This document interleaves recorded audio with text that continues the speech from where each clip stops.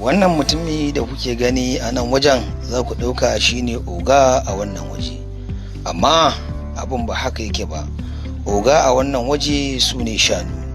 Waɗannan shanu kullum a cikin aikinsu yake ya tsaftace su, ya kula da su, ya share wajen baccinsu, ya komai. Sannan wani lokacin a wajen aiki yakan iya zamewa ya faɗi saboda santsin wajen, yakan kuma yi ƙoƙari ya miƙe ba tare da ya ji wani ciwo ba. Yakan kwashe kashi na shanu ko kuma in ce taki da yake wannan waje. A lokacin da ya zo yana ba su abinci, wannan shanu sukan iya tunkuɗe shi, ko kuma in yana shara, su a wajensu wasa ne ko kuma nuna sanayya. Wannan ita ce rayuwar da mai kula da shanu yake fama da ita. Ya sule a cikin kashi, ya warin shanu, ya ba su abinci su kuma ture shi. Wannan abu ne na musamman. Rayuwar kiwon shanu rayuwa ce mai daɗin gaske.